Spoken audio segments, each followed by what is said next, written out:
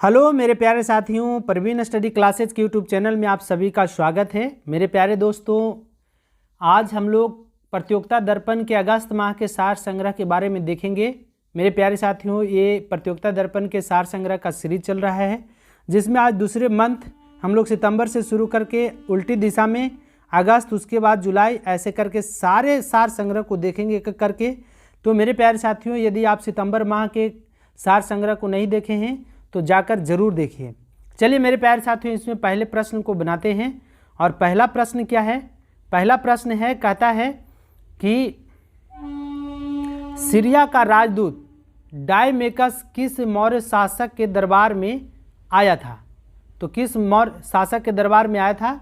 तो ये था बिंदुसार के राज दरबार में। डायमेकस नामक राजदूत जो था वो सीरिया का रहने वाला था और बिंदुसार के राज दरबार में आया था। चलिए अगला प्रश्न है, अगला है, कहता है कि कुतुब उल इस्लाम मस्जिद का निर्माण किसने कराया था? तो किसने कराया था? तो कुतुबुद्दीन ऐबक ने। कुतुबुद्दीन ऐबक जो है 2.5 दिन के झोपड़ा का भी निर्माण किया। और कुतुबुद्दीन ऐबक को गुलाम वंश का संस्थापक माना जाता है। किस वंश का? तो गुलाम वंश का संस्थापक माना जाता है कुतुबुद्दीन ऐबक को। इन्होंने 1206 से लेकर के 1210 ईस्वी तक जो है शासन किया, 1206 से लेकर के 1210 तक। इसके बाद कुतुबुद्दीन ऐबक को लाख बख्श के नाम से भी जाना जाता है।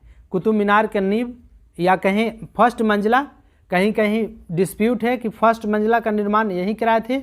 उसके बाद उस पर 3 मंजिला और बनाया था इल्तुतमिश के द्वारा।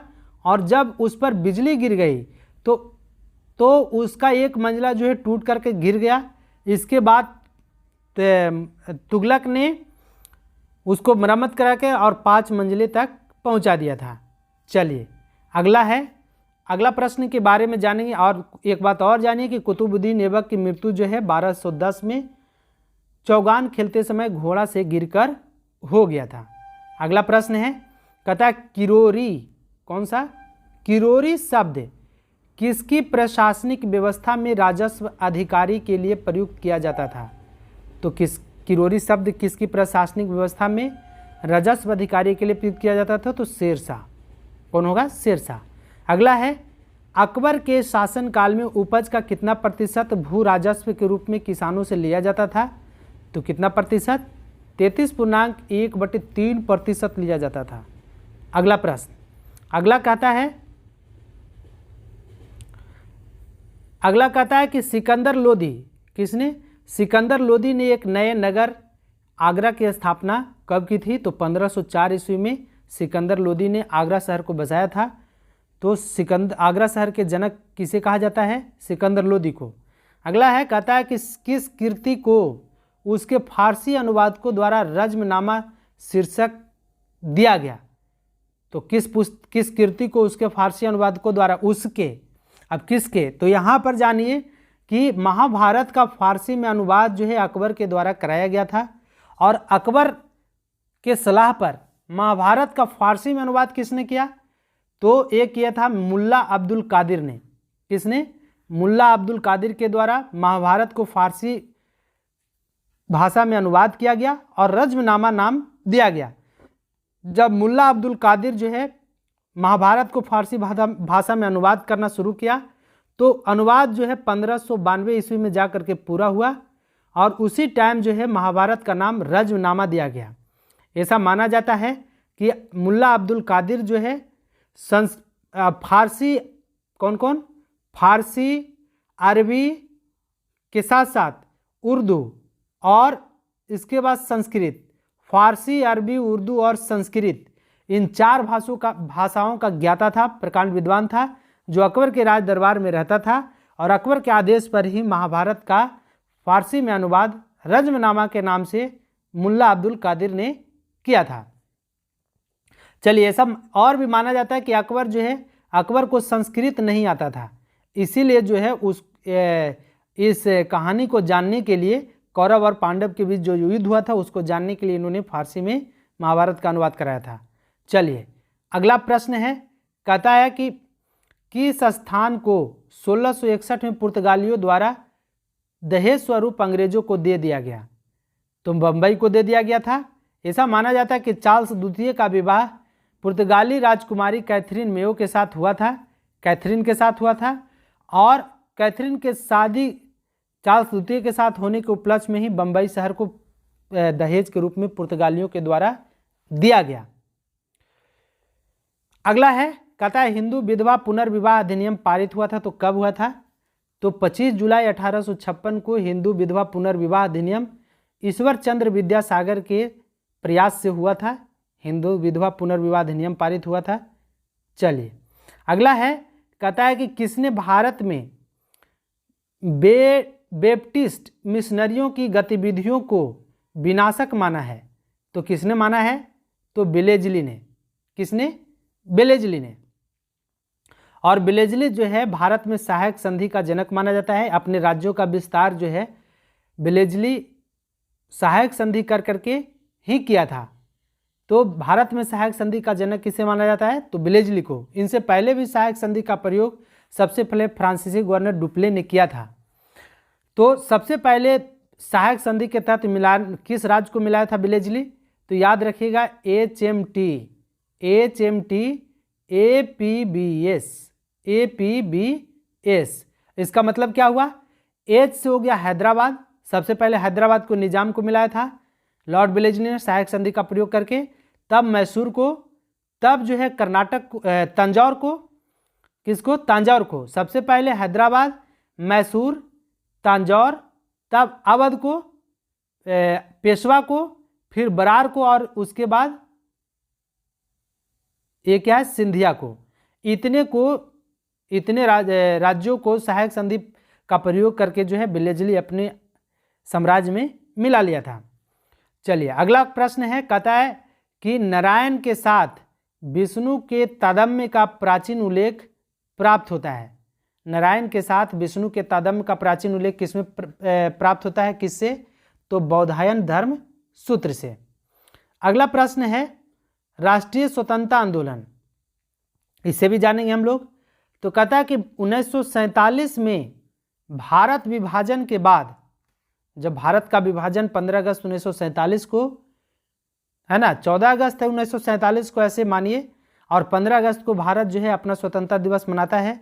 तो 1947 में भारत विभाजन के बाद किसे संयुक्त रक्षा समिति, जिसे सैनिक कर्मचारियों, हथियारों व युद्ध सामग्रियों के विभाजन की जिम्मेदारी सौंपी गई थी। तो जिसका अध्यक्ष किन्हें बनाया गया था? तो वे अध्यक्ष बनाए गए थे रेडक्लिफ को। किसको? रेडक्लिफ को। भारत विभाजन के बाद जो है हथियार, कौन सा हथियार किनके पास जाएगा? पाकिस्तान के पास कौन सा हथियार जाएगा? भारत के पास कैसे जाएगा? इन सारे का विभाजन की जिम्मेदारी रेडक्लिफ को सौंपी गई और उनको अध्यक्ष बनाया गया। तो ये भी जानिए। चलिए अगला प्रश्न है, तो सामग्रियों के विभाजन की जिम्मेदारी किन्हों सौंपी गई? तो रेडक्लिफ को, और रेडक्लिफ को ही अध्यक्ष बनाया गया। अगला प्रश्न है, कहता है कि सुभाष चंद्र बोस ने स्वाधीन भारत की अस्थायी सरकार के गठन की घोषणा की थी। कब की थी? तो 21 अक्टूबर 1943 को सिंगापुर में सुभाष चंद्र बोस के द्वारा अस्थायी सरकार के गठन की घोषणा की गई थी। 21 अक्टूबर 1943 को। आपको पता होना चाहिए कि सुभाष चंद्र बोस जो है कांग्रेस के 2 बार अधिवेशन की अध्यक्षता की। कब कब? 1938 और 1939। कब कब? 1938 में और 1939 में। त्रिपुरी, हरिपुरा और त्रिपुरी। तो त्रिपुरी कहाँ स्थित है? तो जबलपुर। त्रिपुरी संकट आया था 1939 में, और हरिपुरा अधिवेशन की अध्यक्षता भी सुभाष चंद्र बोस के द्वारा किया गया था। हरिपुरा कहाँ है? तो गुजरात में। जब इन्होंने कांग्रेस के अध्यक्ष पद से त्यागपत्र दे दिया था तो डॉक्टर राजेंद्र प्रसाद कार्यभार सौंपे थे, और त्यागपत्र देने के बाद इन्होंने फॉरवर्ड ब्लॉक 1 मई 1939 को फॉरवर्ड ब्लॉक नामक संगठन की संस्था की स्थापना किए थे। चलिए अगला प्रश्न है, कहता है कि the ideal of human unit नामक पुस्तक किसने लिखी थी? तो ये लिखे थे अरविंद घोष। कौन? अरविंद घोष। अगला प्रश्न है कि भारतीय राष्ट्रीय कांग्रेस के उदारवादी युग में भारतीय ग्लेडस्टोन की उपाधि दी गई थी? किन्हें दी गई थी ग्लेडस्टोन की उपाधि? तो grand man old of India दादा भाई नौरोजी को दिया गया था। दादा भाई नौरोजी को वयोवृद्ध पुरुष के नाम से भी जाना जाता है। तो ग्लेडस्टोन की उपाधि किन्हें दिया गया? तो दादा भाई नौरोजी को। चलिए अगला प्रश्न है, कहता है कि पाकिस्तान की मांग मुस्लिम लीग के द्वारा किस वर्ष की गई थी? तो पाकिस्तान की मांग मुस्लिम लीग के द्वारा 1940 ईस्वी में किया गया था। पाकिस्तान शब्द का प्रयोग सबसे पहले किसने किया था? तो चौधरी रहमत अली के द्वारा पाकिस्तान शब्द का पहली बार प्रयोग किया गया था। चलिए अगला प्रश्न है, कहता है कि जब सुभाष चंद्र बोस ने भारतीय राष्ट्रीय कांग्रेस से इस्तीफा दिया तब उस सीट के लिए किसका नाम प्रस्तावित किया गया था? तो देखिए अभी हमने समझाया, इसको बताया भी कि डॉक्टर राजेंद्र प्रसाद को। सुभाष चंद्र बोस जो है भारतीय राष्ट्रीय कांग्रेस के 2 बार अध्यक्ष बने, एक बार 1938 में और दूसरी बार 1939 में। 38 में हरिपुरा अधिवेशन की अध्यक्षता की और 39 में त्रिपुरी अधिवेशन की अध्यक्षता की। हरिपुरा कहाँ है? तो हरिपुरा है गुजरात में, और त्रिपुरी कहाँ है? तो त्रिपुरी है मध्य प्रदेश के जबलपुर। तो त्रिपुरी संकट के बाद ही भारतीय राष्ट्रीय कांग्रेस के अध्यक्ष सुभाष चंद्र बोस को त्यागपत्र देना पड़ा और उनके जगह डॉक्टर राजेंद्र प्रसाद को अध्यक्ष बनाया गया। जब सुभाष चंद्र बोस भारतीय राष्ट्रीय कांग्रेस के अध्यक्ष पद से इस्तीफा दिए तो वो जर्मनी चल गए और उन्होंने 1 मई 1939 को, कब?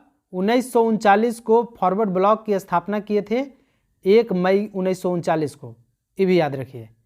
अगला प्रश्न है, कहता है कि भारतीय स्वाधीनता विधेयक को राजकीय स्वीकृति कब प्राप्त हुई थी? राजकीय स्वीकृति तो 18 जुलाई 1947 ईस्वी को भारतीय स्वाधीनता विधेयक को राजकीय स्वीकृति प्राप्त हुई थी।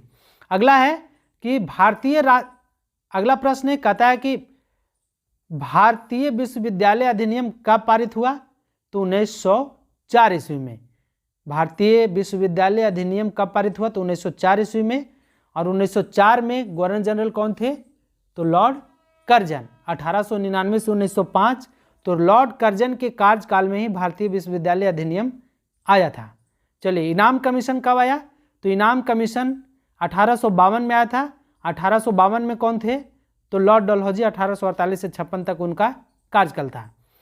चलिए अगला प्रश्न देखते हैं अब हम लोग।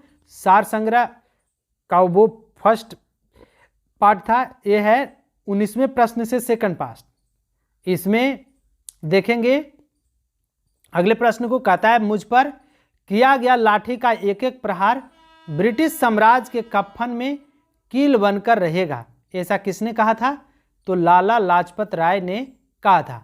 साइमन कमीशन के विरोध में इन पर लाठियां बरसाई गई थी और इनकी मृत्यु हो गई थी, है ना। और उसी के समय जो है इन्होंने ये बातें बोली थी कि मेरे ऊपर लाठी का एक एक प्रहार ब्रिटिश साम्राज्य के कफन में कील बनकर उभरे रहेगा, और वास्तविक रूप से रहा भी। भारत से अंततः अंग्रेज को जाना पड़ा। तो साइमन कमीशन आया था कब? तो साइमन कमीशन आया था 3 फरवरी 1928 ईस्वी को भारत आया था। चलिए अगला प्रश्न है, कहता है कि लंदन में ब्रिटिश सम्राट द्वारा प्रथम गोलमेज सम्मेलन का उद्घाटन कब किया गया? तो 12 नवंबर 1930 को प्रथम गोलमेज सम्मेलन का उद्घाटन किया गया और ये 19 जनवरी 1931 तक चला। 12 नवंबर 1930 को उद्घाटन हुआ प्रथम गोलमेज सम्मेलन का और 19 जनवरी 1931 तक जो है ये चला। चलिए गोलमेज सम्मेलन के बारे में कुछ हम लोग विशेष चर्चा करते हैं मेरे प्यारे साथियों। तो कहता है कि 10 जून तथा 24 जून को जब साइमन कमीशन का रिपोर्ट प्रकाशित हुआ तो राजनीतिक संगठनों ने कमीशन की सिफारिश को अस्वीकार कर दिया था। क्या कर दिया? अस्वीकार कर दिया। कांग्रेस के प्रमुख नेता उस समय जेल में थे और ब्रिटिश ने निराशा एवं असंतोष के वातावरण में गोलमेज सम्मेलन बुलाना शुरू कर दिया। प्रथम गोलमेज सम्मेलन 12 नवंबर 1930 से चला और 19 जनवरी 1930 से चलना शुरू हुआ और 19 जनवरी 1931 ईस्वी को खत्म हुआ। उसमें 89 प्रतिनिधियों ने भाग लिया था, लेकिन प्रथम गोलमेज सम्मेलन में कांग्रेस भाग नहीं लिया था। किसने भाग नहीं लिया था? तो कांग्रेस ने भाग नहीं लिया था, ये भी जानिए। अगला है कि इसमें 89 प्रतिनिधि भाग लिया। इस सम्मेलन में भाग लिए थे बहुत सारे नेताएं थे, तेज बहादुर सप्रू थे, श्रीनिवास शास्त्री थे, मोहम्मद अली जिन्ना थे, मोहम्मद शफी थे, आगा खां थे, फजलुल हक थे, मोहम्मद अली जिन्ना थे, होमी मोदी थे और एम.आर. जयकर, मुंजे, भीमराव अंबेडकर, सुंदर सिंह मजाठिया इत्यादियों ने इसमें भाग लिया था। ईसाइयों का प्रतिनिधित्व जो है के.टी. पॉल के द्वारा किया गया था, ये भी याद रखिए। और दूसरा गोलमेज सम्मेलन कब से कब तक चला? तो दूसरा गोलमेज सम्मेलन जो है 7 सितंबर 1931 से लेकर के 7 सितंबर से लेकर के 7 सितंबर 19 जनवरी 1931 को खत्म हुआ। फिर दूसरा गोलमेज सम्मेलन 7 सितंबर 1931 से लेकर के कब तक चला? ये चला था 1 दिसंबर 1931 तक। 1 दिसंबर 1931 तक दूसरा गोलमेज सम्मेलन चला। दूसरे गोलमेज सम्मेलन में जो है कांग्रेस की तरफ से प्रतिनिधि के रूप में महात्मा गांधी ने भाग लिया, लेकिन दूसरा गोलमेज सम्मेलन भी असफल रहा। उस समय डॉक्टर भीमराव अंबेडकर के द्वारा पृथक निर्वाचन मंडल की मांग की जा रही थी, लेकिन महात्मा गांधी के द्वारा उसे ठुकरा दिया गया, है ना। तो दूसरा गोलमेज सम्मेलन में कांग्रेस ने भाग लिया और कांग्रेस के प्रतिनिधि के रूप में किसने भाग लिए? तो महात्मा गांधी ने। चलिए, तो महात्मा गांधी द्वितीय गोलमेज सम्मेलन में भाग लेने के लिए किस जहाज से गए थे?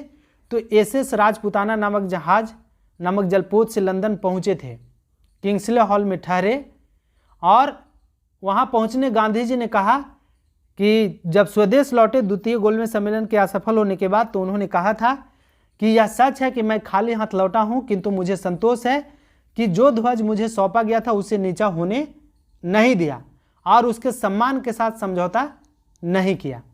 चलिए, तो द्वितीय गोलमेज सम्मेलन में महात्मा गांधी ने भाग लिया। तृतीय गोलमेज सम्मेलन कब से कब तक हुआ? तो 17 नवंबर से लेकर के 17 नवंबर 1932 से लेकर के 24 दिसंबर 1932 तक। 17 नवंबर से शुरू हुआ और 24 दिसंबर 1932 तक चला, 1932 तक, ये भी याद रखिए। तो तीनों गोलमेज सम्मेलन में भाग कौन लिए थे? तो भीमराव अंबेडकर जो थे पहला ऐसा भारतीय थे जिन्होंने तीनों गोलमेज सम्मेलन में भाग लिया था। चलिए, ये थी गोलमेज सम्मेलन से पूरी कथा। अब आगे बढ़ते हैं। कहता है कि लोकसभा का अस्थायी अध्यक्ष प्रोटेम स्पीकर किसके द्वारा नियुक्त किया जाता है? तो ये नियुक्त किया जाता है राष्ट्रपति के द्वारा। प्रोटेम स्पीकर क्या होते हैं? तो जब लोकसभा का चुनाव होता है और जब नए नए प्रतिनिधि वहाँ जाते हैं, तो लोकसभा के सदस्यों को शपथ दिलाने के लिए एक प्रोटेम स्पीकर का नियुक्ति किया जाता है। तो प्रोटेम स्पीकर की नियुक्ति कौन करता है? अब प्रोटेम स्पीकर जो होता है अस्थायी होता है। जब नई अध्यक्ष पद का चुनाव जब हो जाता है, तो प्रोटेम स्पीकर जो है अपने अध्यक्ष पद से त्यागपत्र दे देते हैं। तो प्रोटेम स्पीकर का नियुक्ति कौन करता है? राष्ट्रपति। चलिए, अगला प्रश्न है, लोकसभा के अध्यक्ष को किस प्रकार पद से हटाया जा सकता है? तो लोकसभा के सदस्यों द्वारा साधारण बहुमत से संकल्प पारित करके लोकसभा के अध्यक्ष को हटाया जा सकता है। चलिए, अगला प्रश्न है, कहता है कि कौन सा अधिकारी है, वह कौन सा अधिकारी है जो भारत सरकार के वित्तीय लेन देन दोनों में लेखाकरण के लिए जिम्मेदार होता है? तो भारत के नियंत्रक महालेखा परीक्षक, कंट्रोलर एंड ऑडिटर जनरल, यही जो है भारत सरकार के वित्तीय लेन देन में लेखाकरण के लिए जिम्मेदार होता है। और भारत के नियंत्रक महालेखा परीक्षक का वर्णन संविधान के अनुच्छेद किसमें है? तो संविधान के अनुच्छेद A148 में मिलता है। वर्तमान में भारत के नियंत्रक महालेखा परीक्षक कौन है? तो गिरीश चंद्र मुर्मू। चलिए, अगला प्रश्न हम लोग देखते हैं। 42वें संविधान संशोधन द्वारा संविधान के किस अनुच्छेद में मौलिक कर्तव्यों को जोड़ा गया? कहता है कि 42वें संविधान संशोधन द्वारा संविधान के किस अनुच्छेद में मौलिक कर्तव्य को जोड़ा गया? तो मौलिक कर्तव्य को जोड़ा गया अनुच्छेद 51 के क में। वर्तमान में मौलिक कर्तव्य की संख्या टोटल कितना है? 11। कितना है? 11 गो। अगला है, और 42वां संविधान संशोधन अधिनियम कब हुआ? तो 1976 में, और यदि 44वां कहेगा तो 1978 में, ये भी याद रखिएगा। किस कमीशन ने भारत सरकार अधिनियम 1919 के द्वि शासन पद्धति में बदलाव की सिफारिश की थी? तो एक कौन थे? Simon commission. और साइमन कमीशन भारत कब आया? 3 फरवरी 1928 ईस्वी को साइमन कमीशन भारत आए थे। चलिए अगला प्रश्न है, जब मंडल आयोग बनाया गया उस समय प्रधानमंत्री कौन थे? तो मंडल आयोग बनाने के समय में मोरारजी देसाई जो थे प्रधानमंत्री थे।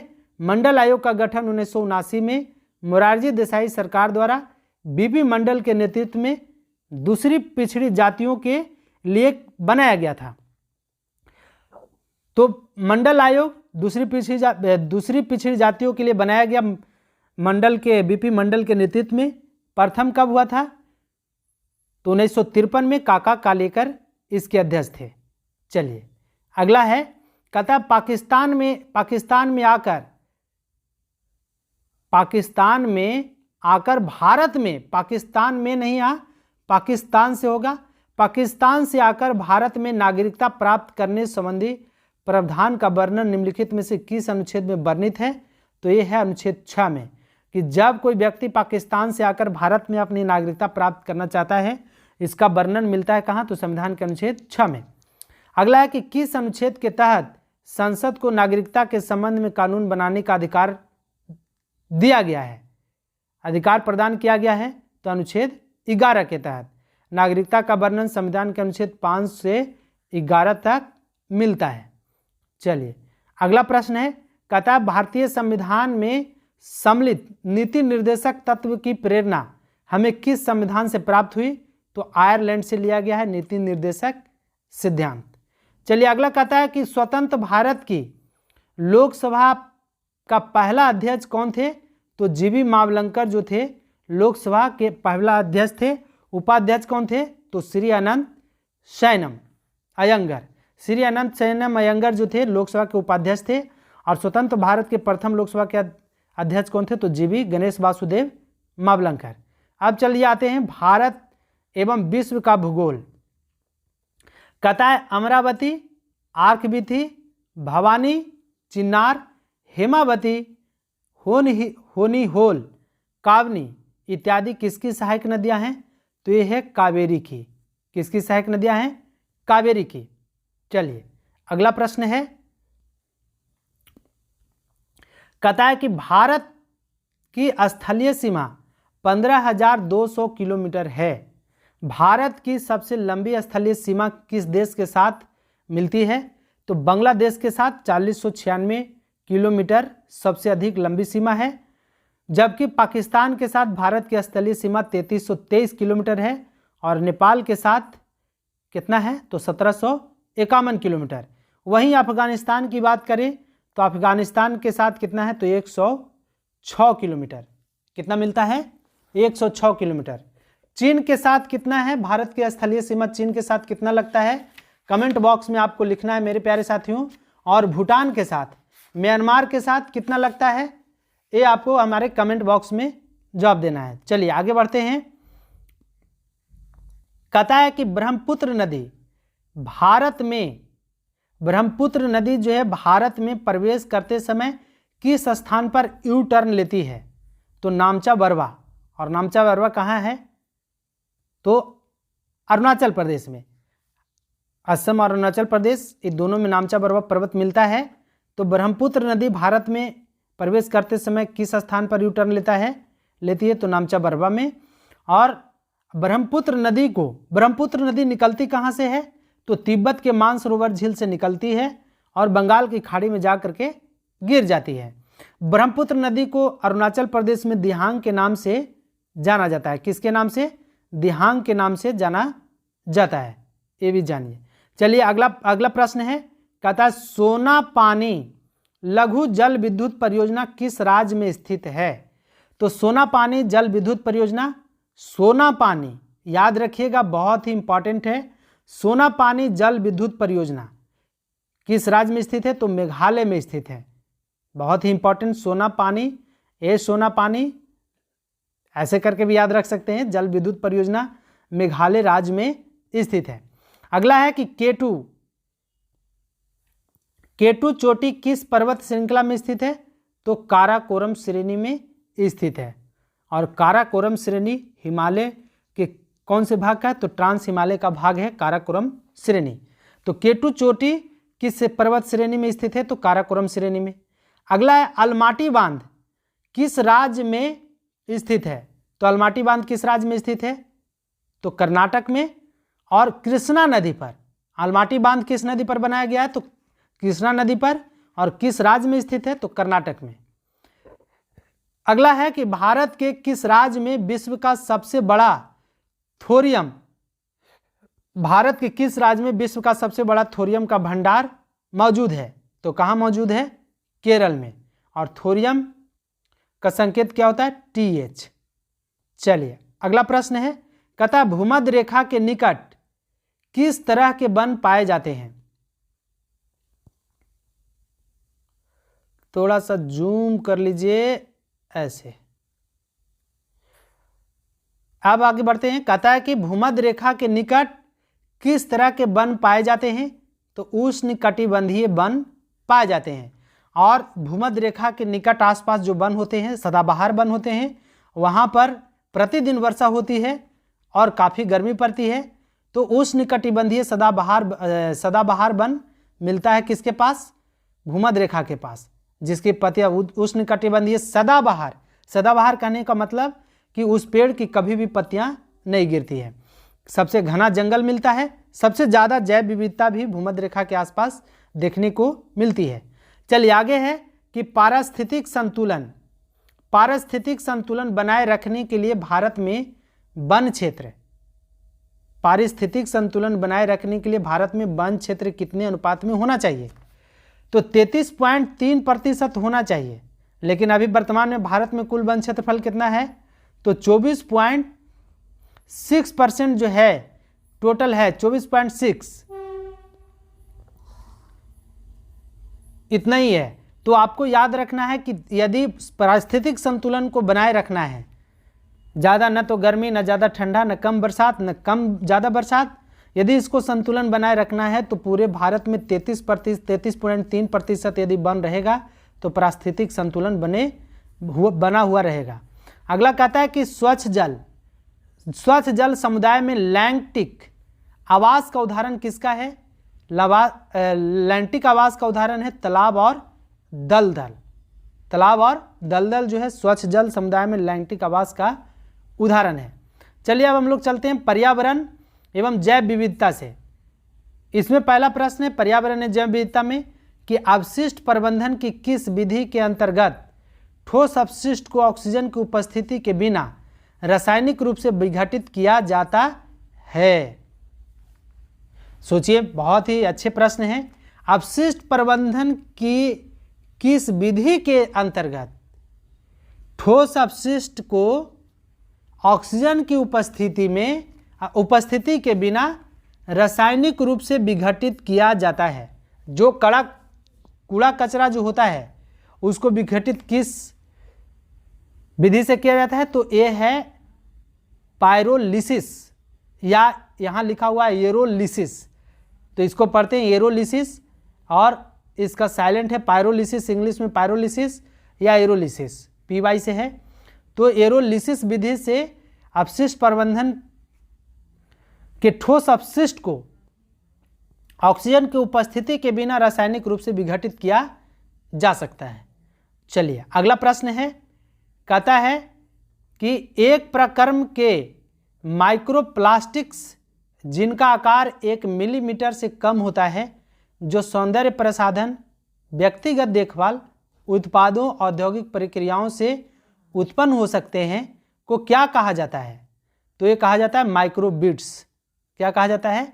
माइक्रोबिट्स। चलिए अगला प्रश्न है, कहता है कि क्षोभमंडल कौन सा मंडल? क्षोभ मंडल। क्षोभ मंडल में मिलने वाली ग्राउंड लेवल ऑक्सीजन क्या कहलाती है? ग्राउंड लेवल क्षोभ मंडल जो है पृथ्वी से 10 से 18 किलोमीटर के बीच पाई जाती है क्षोभ मंडल, और सारी मौसमी घटनाएं जो होती है क्षोभ मंडल में ही घटित होती है। तो वहाँ पर जो क्षोभ मंडल में जो ऑक्सीजन मिलते हैं ग्राउंड लेवल ओजोन, उसको कौन सा ओजोन कहते हैं? तो बैड ओजोन, मतलब थोड़ा सा मिश्रित होता होगा, इसीलिए इसको बैड ओजोन के नाम से जाना जाता है। चलिए, गुलाबी कबूतर, कौन सा कबूतर? गुलाबी कबूतर। कबूतर की एक स्थानिक प्रजाति कहाँ पाई जाती है? तो कहाँ पाई जाती है? तो मॉरिशस के मैस्करीन द्वीप पर गुलाबी कबूतर की प्रजाति पाई जाती है। चलिए अब अगले प्रश्न की ओर चलते हैं। 45 नंबर कहता है कि पर्यावरण संरक्षण आंदोलन में सहायक पुस्तक, पर्यावरण संरक्षण आंदोलन में सहायक पुस्तक साइलेंट स्प्रिंग, कौन? साइलेंट स्प्रिंग के लेखक कौन थे? साइलेंट स्प्रिंग के लेखक कौन थे? तो ये थे रसेल कार्सन। कौन? Russell Carson. तो पर्यावरण संरक्षण अधिनियम कब पारित हुआ? 1986 में पर्यावरण संरक्षण अधिनियम पारित हुआ। तो पर्यावरण संरक्षण आंदोलन उस समय चल रहा था, तो उसी समय साइलेंट स्प्रिंग के लेखक कौन थे जो पुस्तक लिखा गया? तो रसेल कार्सन थे। अगला प्रश्न है, कहता है कि राष्ट्रीय चंबल, कौन? राष्ट्रीय चंबल वन्य जीव अभयारण्य किन प्रदेशों में स्थित है? तो ये है कहाँ? राजस्थान, मध्य प्रदेश, उत्तर प्रदेश। राष्ट्रीय चंबल वन्य जीव अभयारण्य 3 राज्यों में स्थित है, राजस्थान में, मध्य प्रदेश में और उत्तर प्रदेश में। चलिए, बहुत ही इंपॉर्टेंट है मेरे प्यारे साथियों, इसे जरूर याद रखिए। अगला कहता है कि केंद्रीय प्रदूषण नियंत्रण बोर्ड द्वारा आवासीय क्षेत्रों में अधिकतम ध्वनि सीमा कितनी हो सकती है? तो 55 डेसिबल। 55 डेसिबल केंद्रीय प्रदूषण नियंत्रण बोर्ड द्वारा आवासीय क्षेत्रों में जहां अधिकतम आवास है वहां पर अधिकतम ध्वनि की सीमा कितनी हो सकती है? तो 55 डेसिबल, है ना? इससे ज़्यादा नहीं होना चाहिए, नहीं तो ज़्यादा ध्वनि प्रदूषण उत्पन्न हो सकता है। चलिए अगला प्रश्न है कि ओजोन परत संरक्षण के लिए पहला सम्मेलन 1985 में ऑस्ट्रेलिया की राजधानी वियना में हुआ, जो लागू हुआ था। तो 1988 से लागू हुआ। ओजोन परत संरक्षण अधिनियम पहली बार पारित हुआ 1985 में ऑस्ट्रेलिया की राजधानी वियना में, जिसमें मॉन्ट्रियल प्रोटोकॉल कहते हैं, और 1988 में ये जाकर के लागू हुआ। ओजोन परत संरक्षण दिवस कब मनाया जाता है? तो 16 सितंबर को मनाया जाता है, ये भी याद रखिए। अगला है कि परमिम्बिकुलम वन्य जीव अभयारण्य कहाँ स्थित है? तो ये है केरल में। कहाँ है? केरल में। चलिए अगला प्रश्न है कि अपने प्रदूषकों के कारण कौन सी नदी जैविक मरुस्थल कहलाती है? अपने प्रदूषणों के कारण कौन सी नदी जो है जैविक मरुस्थल कहलाती है? तो यह है दामोदर नदी। और दामोदर नदी कहाँ बहती है? तो पश्चिम बंगाल में। कहाँ? पश्चिम बंगाल में बहती है। और दामोदर नदी को पश्चिम बंगाल का शोक के नाम से जाना जाता है। बिहार के शोक के नाम से किस नदी को? तो कोसी नदी को बिहार के शोक के नाम से जाना जाता है। तो बहुत इंपॉर्टेंट प्रश्न है कि अपने प्रदूषणों के कारण कौन सी नदी जैविक मरुस्थल कहलाती है? तो दामोदर नदी, और दामोदर नदी को बंगाल का शोक कहा जाता है। चलिए 51 नंबर देखेंगे कि जिस दर पर भारतीय रिजर्व बैंक वाणिज्यिक बैंकों के एक्सचेंज के बिलों को छूट देता है वह निम्नलिखित के रूप में जानी जाती है। तो बैंक रेट के रूप में।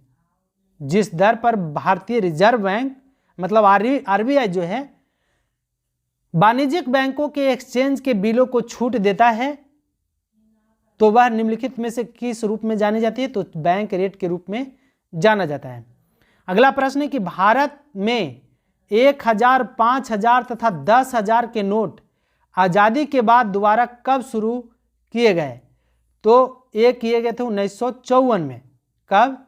1954 में 1000 का नोट, 5000 का नोट और 10,000 का नोट शुरू किया गया था। लेकिन इसे कब बंद कर दिया गया? तो इसे बंद कर दिया गया 1978 में बंद कर दिया गया। किसको?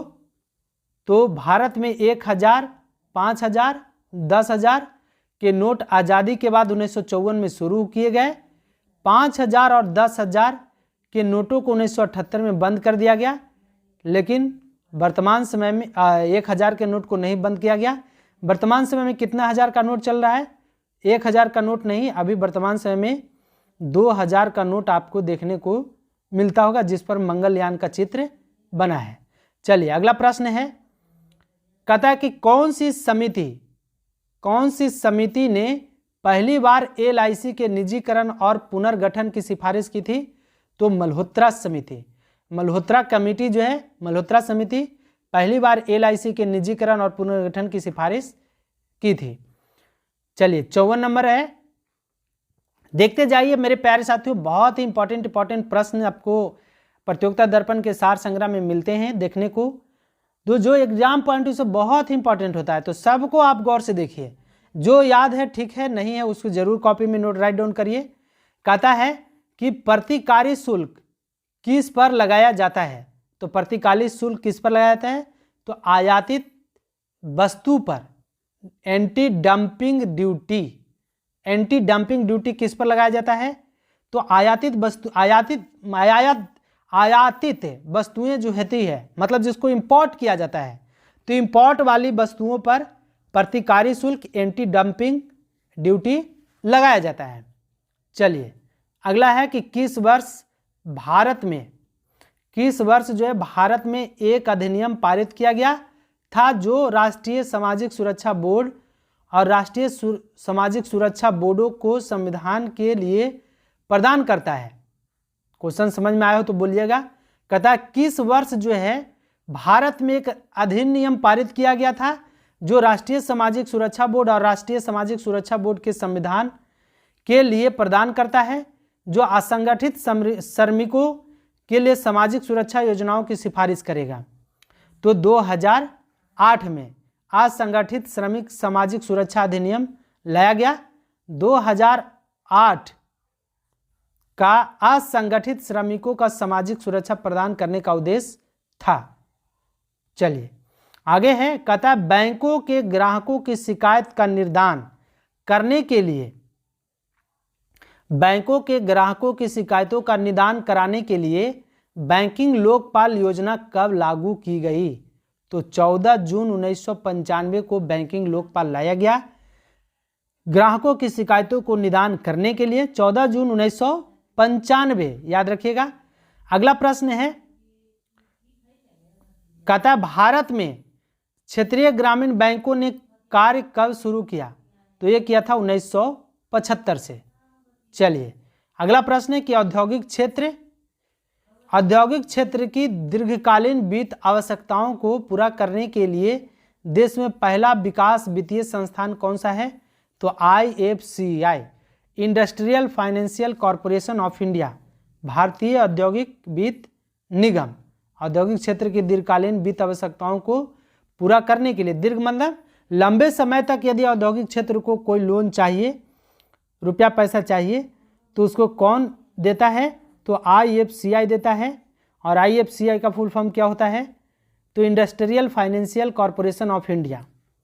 अगला है कि डॉक्टर RK हजारी, कौन? डॉक्टर RK हजारी समिति किससे संबंधित है? तो औद्योगिक लाइसेंस से। किससे संबंधित है? औद्योगिक लाइसेंस से संबंधित है डॉक्टर RK हजारी समिति, औद्योगिक लाइसेंस। कहता है कि भारत में पहली औद्योगिक नीति कब पेश किया गया? तो भारत में पहली औद्योगिक नीति 6 अप्रैल 1948 को पेश किया गया। चलिए अब आते हैं मेरे प्यारे साथियों सम्मान विज्ञान एवं तकनीकी, इस पर भी 10 प्रश्न। कहता है कि किसी परमाणु के रासायनिक व्यवहार निर्भर करता है उसके किस पर? उसके न्यूक्लियस के चारों ओर घूम रहे इलेक्ट्रॉन की संख्या पर। किसी परमाणु का रासायनिक व्यवहार किस पर निर्भर करता है? तो उसके न्यूक्लियस के चारों ओर घूम रहे इलेक्ट्रॉन की संख्या पर। तो किसी रासायनिक व्यवहार को प्रभावित करने का काम कौन करता है? उसके चारों ओर घूम रहे इलेक्ट्रॉन। अगला है कि किसी तत्व का रासायनिक गुण निर्भर करता है, तो किस पर निर्भर करता है? परमाणु संख्या पर। और परमाणु संख्या के आधार पर ही बताया जा सकता है कि कौन सा तत्व धातु है और कौन सा तत्व अधातु है और कौन सा उपधातु है। तो मेरे प्यारे साथियों, ये भी याद रखिए कि किसी तत्व के रासायनिक गुण किन पर निर्भर करता है? तो परमाणु संख्या पर, जिसको एटॉमिक नंबर कहते हैं। अगला है कि ऋण आवेशित परमाणु ऋण आयन में प्रोटॉन की संख्या क्या है? तो परमाणु में इलेक्ट्रॉन की संख्या से कम ऋण आवेशित परमाणु कब हो जाएगा? जब प्रोटॉन की संख्या कम जाएगा, इलेक्ट्रॉन की संख्या बढ़ जाएगा। तो ऋण आवेशित परमाणु ऋणायन में प्रोटॉन की संख्या क्या होगी? तो परमाणु में इलेक्ट्रॉन की संख्या से कम होगी, तभी जो परमाणु क्या हो जाएगा? ऋणात्मक, ऋण आवेश वाला हो जाएगा।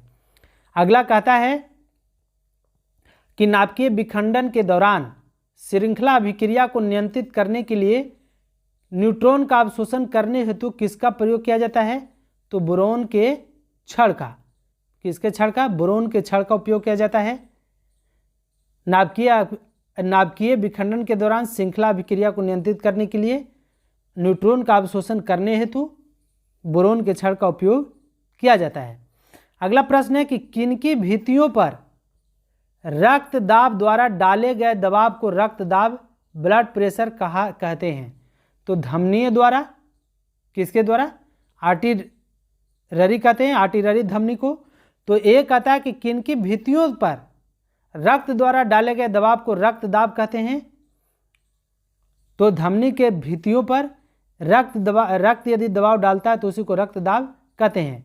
और रक्त दाब मापने का यंत्र कौन सा है? तो स्फैग्नोमैनोमीटर। चलिए, मलेरिया का मुख्य कारण क्या है? तो प्रोटोजोआ। और भी जानिए कि स्वस्थ मनुष्य में कितना लीटर खून होता है?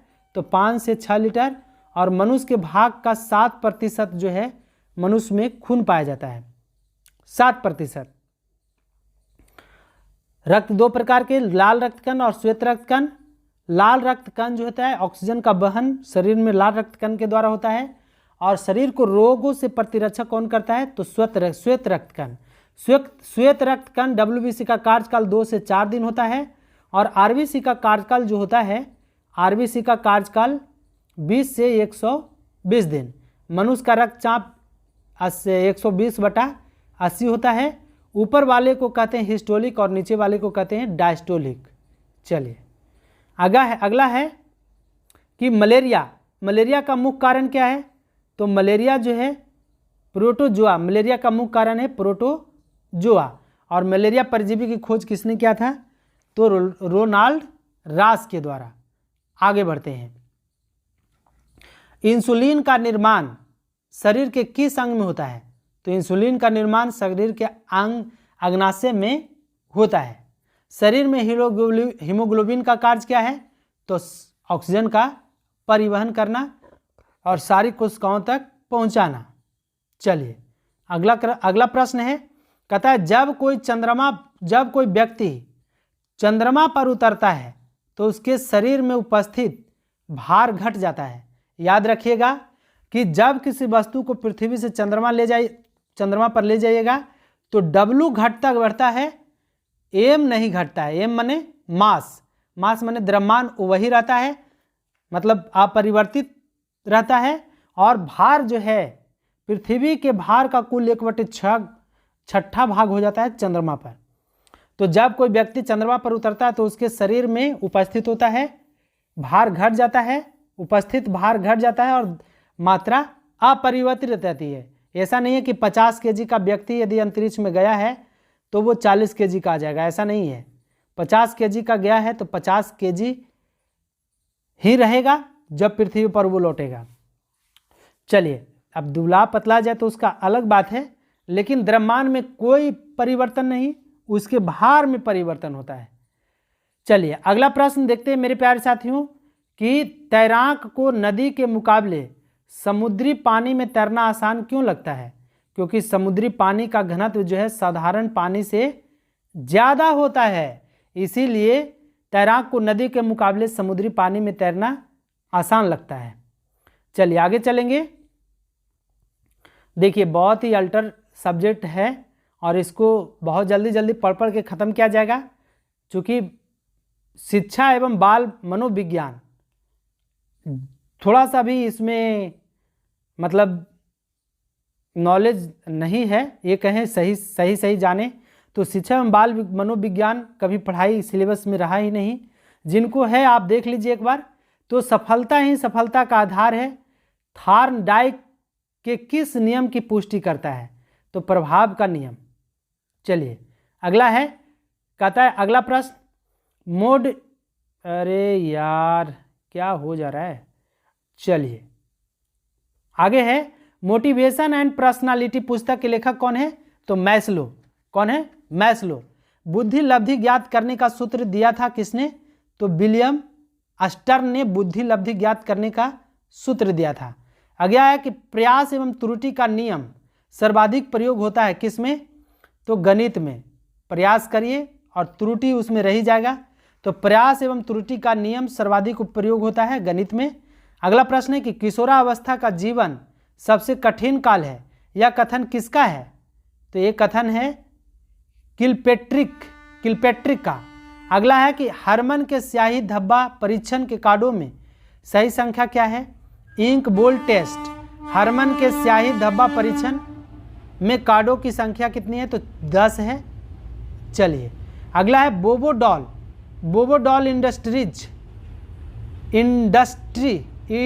स्टडीज बोडोबॉल स्टडीज प्रयोग किया था किसने? तो अल्बर्ट बांडूरा। किसने? अल्बर्ट बांडूरा ने। चलिए अगला है कि स्किनर का क्रिया प्रसूत अनुप्रबंधन सिद्धांत थॉर्नडाइक के किस नियम पर आधारित है? तो प्रभाव के नियम पर आधारित है। अगला है कि सीखना विकास की प्रक्रिया है, यह कथन किसका है? तो वुडवर्थ का है। सीखना विकास की प्रक्रिया है। थॉर्नडाइक के किस नियम को संतोष और असंतोष का नियम भी कहा जाता है? तो प्रभाव के नियम को, है ना। अगला चलिए अगला देखते हैं। अब है संप्रेषण संचार। कहता है कि अंतर वैयक्तिक संप्रेषण में स्रोत प्रमाण के प्रकार निभाए जाते हैं, तो प्रत्येक व्यक्ति के द्वारा। फिर है 82 नंबर के अंतर वैयक्तिक संप्रेषण का एक अन्य नाम क्या है? तो द्विक संप्रेषण। अगला है, कहता है यदि आपको समझ में आ रहा होगा तो टिकेंगे, और नहीं तो इसको वीडियो को बढ़ा कर देख सकते हैं आप। चलिए अंतरवैयक्तिक संप्रेषण का एक अन्य नाम क्या है? तो द्विक संप्रेषण। कहता है किसी समूह या संगठन में संप्रेषण के प्रमुख कार्य क्या हैं? तो सदस्यों के व्यवहार को नियंत्रित करना, भावनाओं को संवेगात्मक अभिव्यक्ति का अवसर प्रदान करना, अभिप्रेरणा को बढ़ावा देना, निर्णय लेने को सहज बनाना। आमने सामने के संप्रेषण का संदर्भ होता है तो समकालिक। अगला प्रश्न कहता है कि जन प्रवाद ग्रेपवाइन संप्रेषण की विशेषता क्या है? तो समूह सदस्यों की सामाजिक आवश्यकताओं को संतुष्ट करने को उद्यत, किसी भी दिशा में जाने की छूट, शामिल लोगों के स्वतः हितों को पूरा करने के लिए व्यापक रूप से प्रयुक्त। इतना है। रंगों से संप्रेषण के लिए किस शब्द का प्रयोग किया जाता है? तो रंग विद्या। कौन सी विद्या? रंग विद्या। दूसरों के साथ प्रभावी संप्रेषण की किसी व्यक्ति की क्षमता कहलाती है? तो अंतरवैयक्तिक क्षमता। अगला है कि कालिक संप्रेषण का अध्ययन जाना जाता है तो क्रोनेमिक्स के रूप में। किसके रूप में? क्रोनेमिक्स के रूप में। बहुत ही तुतलाते हैं मेरे प्यारे साथियों। चलिए अधिक बोलने पर तुतलाहट आ ही जाता है। अगला है कि 89 नंबर संप्रेषण अंतःक्रिया के रूप में परिप्रेक्ष्य के अनुसार प्रतिपुष्टि है, तो कभी कभी गैरैरा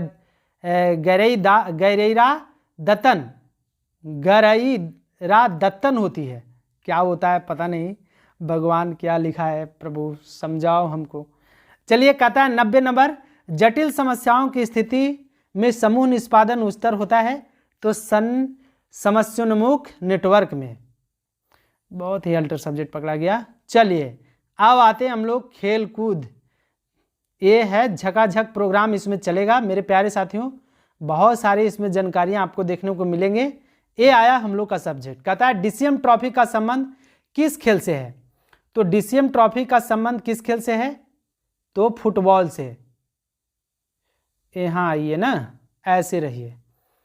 चलिए, तो डीसीएम ट्रॉफी का संबंध किस खेल से है? तो फुटबॉल से संबंधित है, याद रखिए।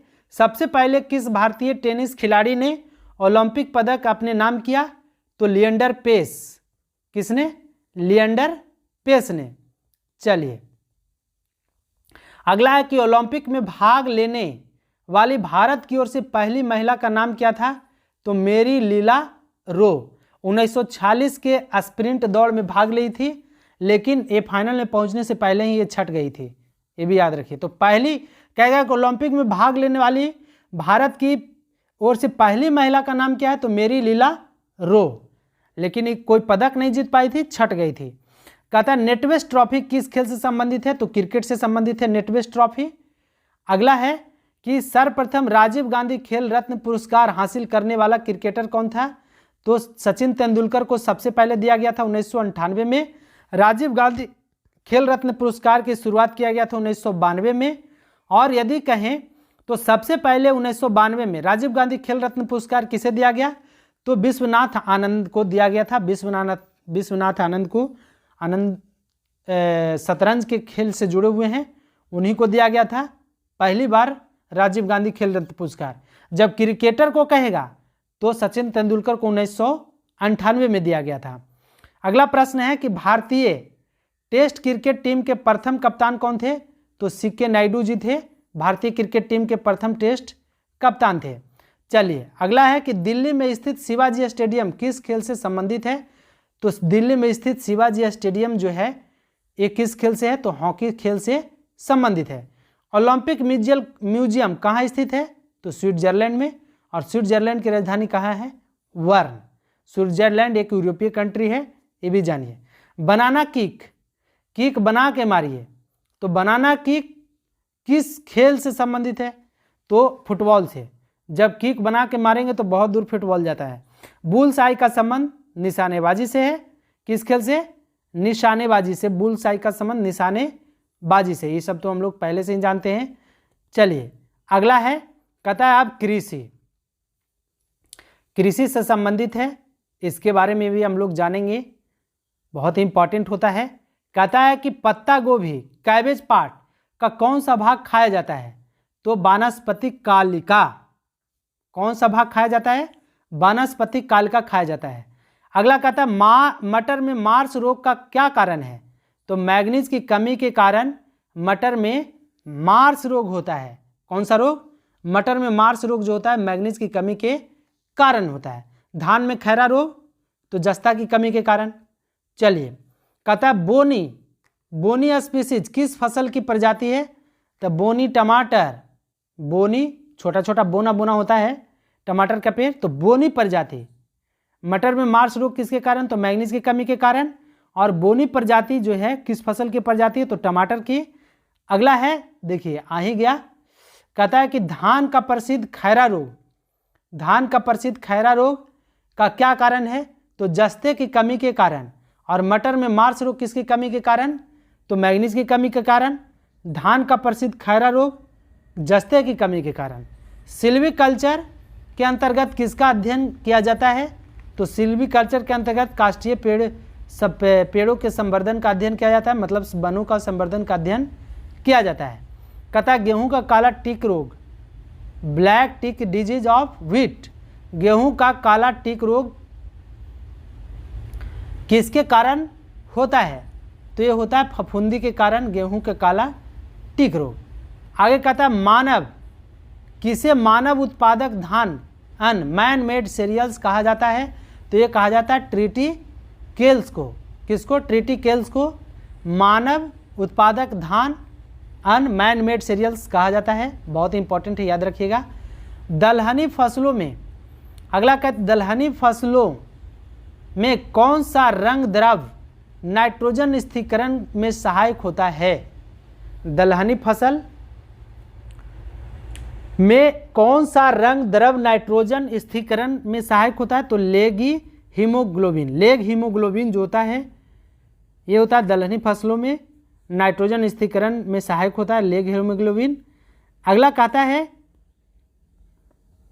चलिए कि अम्लीय मृदाओं में सुधार लाने के लिए उपयुक्त रसायन कौन सा है? तो जिप्सम। कौन सा रसायन? जिप्सम। यदि मृदा अम्लीय हो गया है तो उसमें जिप्सम मिलाने से मृदा की अम्लीयता दूर हो जाती है। तो अम्लीय मृदाओं में सुधार लाने के लिए उपयुक्त रसायन कौन सा है? तो जिप्सम है। अगला कहता है कि सेंट्रल टोबैको रिसर्च सेंटर कहाँ स्थित है? तो ये स्थित है राजमुंदरी में। कहाँ? राजमुंदरी में। Central tobacco research centre Rajahmundry में स्थित है। चलिए अब हम लोग ज्ञान बांटते हैं। कंप्यूटर ज्ञान, चलिए ज्ञान लेते जाइए कंप्यूटर ज्ञान से। कहता है माइक्रोसॉफ्ट एक्सेल, MS एक्सेल जिसको कहते हैं, वर्कशीट कमांड का प्रयोग होता है तो सारी वर्कशीट को व्यवस्थित करने में। माइक्रोसॉफ्ट एक्सेल वर्कशीट कमांड का प्रयोग होता है तो सारी वर्कशीट को व्यवस्थित करने में। यदि आप कंप्यूटर चलाए होंगे तो जरूर देखने को मिला होगा आपको। चलिए नेक्स्ट प्रश्न है मेरे प्यारे साथियों, और थोड़ा सा एक्सटेंड हो जाइए ऐसे करके, ठीक है। चलिए बढ़ते हैं हम लोग कि MS एक्सेल में WT होता है तो वर्कशीट टाइटल कमांड होता है। क्या होता है? Worksheet title command. अगला कहता है एक्सेल की पूरी वर्कशीट एक साथ सिलेक्ट करने के लिए Ctrl+A हम लोग दबाते हैं। Ctrl+A से ऑल सिलेक्ट हो जाता है, तो ये शॉर्टकट है ऑल पेज को सिलेक्ट करने का, Ctrl+A। अगला है MS एक्सेल, मतलब माइक्रोसॉफ्ट एक्सेल में डेटा फॉर्मेट लगाने की वर्कशीट होती है तो Ctrl+Shift+# यदि दबाएंगे तो डेटा फॉर्मेट लग जाएगा, डेटा फॉर्मेट अपने आप, ये शॉर्टकट है। अगला है कि एक्सेल में मल्टीपल कैलकुलेशन को एक ही फार्मूले का प्रयोग करते हैं तो वह होता है एरे फार्मूला। एरे फार्मूला में आपको add, subtract, multiplication, divide, root सारा मिल जाता है, परसेंटेज सब मिल जाता है। एक्सेल में मल्टीपल कैलकुलेशन को एक ही फार्मूले का प्रयोग करते हैं तो वह होता है एरे फार्मूला। एरे फार्मूला याद होना चाहिए सबको। एक्सेल की वर्कशीट और चार्ट शीट को HTML डॉक्यूमेंट का प्रयोग किसने किया था? किससे किया जाता है? किसने किया था नहीं, MS एक्सेल की वर्कशीट और चार्ट को HTML डॉक्यूमेंट पर प्रयोग किससे किया जाता है? ते है इंटरनेट असिस्टेंट विजार्ड से। चलिए MS एक्सेल फाइल में कंट्रोल के साथ फंक्शन कुंजी, मतलब फंक्शन की दबाने से एक पावर पॉइंट है ना, एक्सेल पावर पॉइंट दोनों में कौन सा ऑप्शन प्रदर्शित होगा? तो Ctrl+F दाबेंगे तो फाइंड होगा, फाइंड मेनू जो आपको खोजना है। कहता है अगला प्रश्न है कि MS एक्सेल फाइल में F11 कुंजी से क्या होता है? तो चार्ट मेनू खुलता है। चार्ट मेनू यदि आपको खुलना है तो F11 दबा दीजिए, सारा चार्ट मेनू खुल जाएगा। अगला प्रश्न है, कहता है क्या?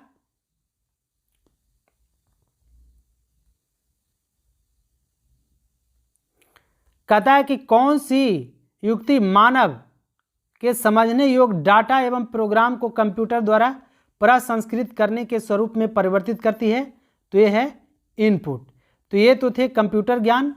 एक प्रश्न और है कंप्यूटर ज्ञान से। कहता है कि टेली प्रोसेसिंग तथा टाइम शेयरिंग का प्रयोग किस पीढ़ी के कंप्यूटर में हुआ?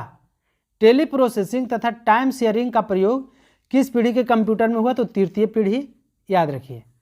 चलिए अगला है, अब हम लोग चलेंगे मिसलेनियस प्रश्न, और मिसलेनियस प्रश्न में पहला है, कहता है कि भगवान कृष्ण की पूजा गुरु वायुरप्पन के रूप में कहाँ की जाती है? तो केरल के गुरुवायूर में स्थित गुरुवायूर मंदिर में किया जाता है भगवान कृष्ण की पूजा। गुरुवायूरप्पन के रूप में किया जाता है भगवान श्री कृष्ण का पूजा केरल के गुरुवायूर मंदिर में।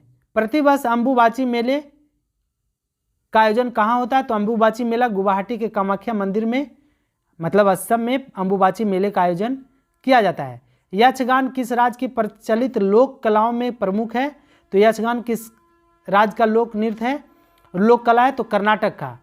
अगला है कहता है विश्व पर्यावरण दिवस हर वर्ष मनाया जाता है, तो कब से मनाया जाता है?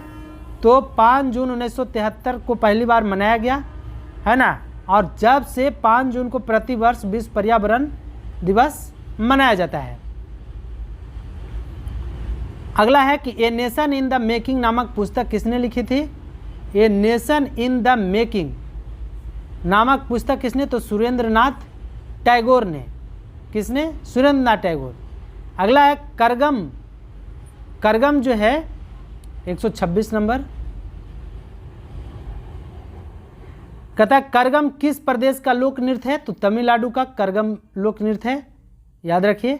आलू के चिप्स के पैकेट, कहाँ पर? आलू के चिप्स के पैकेट को फ्लश करने के लिए किस गैस का प्रयोग किया जाता है? फ्लश करने के लिए तो नाइट्रोजन को मिलाया जाता है ताकि वो वायु से ऑक्सीडाइज न हो जाए। चलिए, भारतीय पुरातत्व संरक्षण किस मंत्रालय के अधीन आता है? तो संस्कृति मंत्रालय के अधीन आता है ना, कल्चर डिपार्टमेंट के अंतर्गत। अगला है ज्ञानपीठ पुरस्कार कब से प्रदान किया जाता है? तो 1965 से। और सबसे पहले ज्ञानपीठ पुरस्कार किनको दिया गया था? कमेंट बॉक्स में आपको छापना है, छाप दीजिएगा। चलिए, कहता ऑल इंडिया रेडियो की स्थापना किस वर्ष हुई थी? तो ऑल इंडिया रेडियो की स्थापना 1936 में किया गया था। तो ये तो थे मेरे प्यारे साथियों आज अगस्त मंथ के सारे सार संग्रह के एक एक प्रश्न को हम लोग देखे। 130 प्रश्नों को टोटल देखे हैं। यदि आपको पसंद आया हो और चैनल पर नए हैं तो चैनल को सब्सक्राइब जरूर कर दीजिए, साथ ही साथ दोस्तों को शेयर करना न भूलिए। चलिए, आज के लिए इतना ही। तब तक के लिए आप सभी को एक बार फिर से प्यार भरा नमस्कार।